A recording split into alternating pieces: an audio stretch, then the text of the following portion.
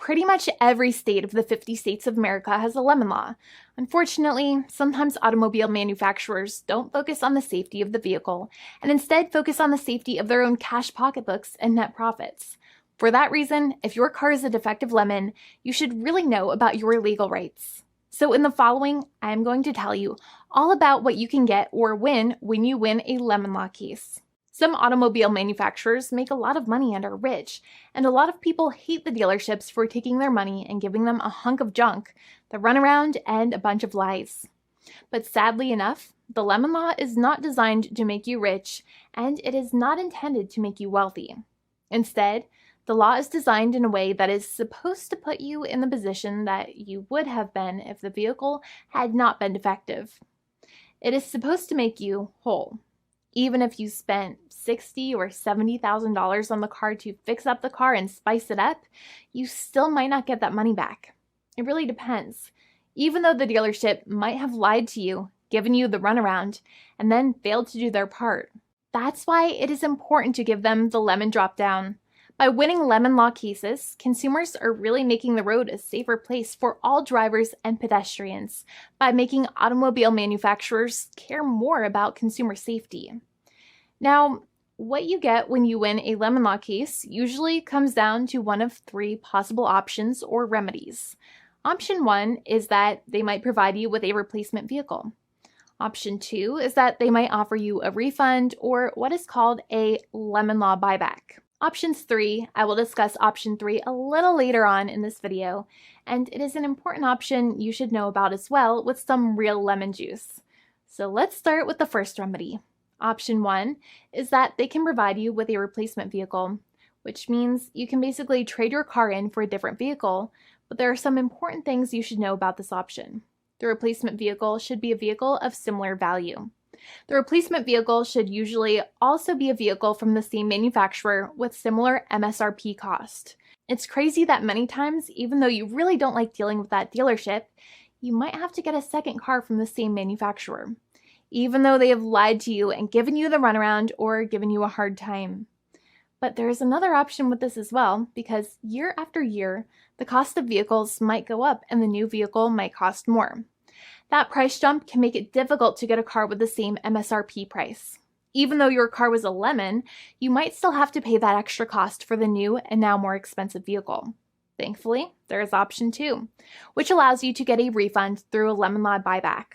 But one of the problems with a buyback is that sometimes you might have to have a trade-in vehicle, and you might have still been required to pay more money on that trade-in vehicle. And when you got your new car, the dealership might have rolled over the amount you still were supposed to pay on your previous vehicle into the calculation of your new vehicle. In other words, you might have been upside down on the finances of your new vehicle. So sometimes you need to pay for that difference in order to get out of the car. And a lot of people find it extremely weird that they have to pay money in order to get out of the defective vehicle. But many times that's how it works. Now, in a lemon law buyback, if you get a lemon law buyback, you usually get back what you paid. You may have bought the vehicle in a one lump sum all at once, or you more than likely had a finance or lease plan. What you usually get back is the money that you actually paid. Your hard-earned money that actually left your pocket and went straight into the pockets of the manufacturers. So think about it for a second and try to calculate about how much you paid. Think about the down payment and also add up all of the monthly payments that you have made for your car so far. It can add up to a lot of hard-earned money.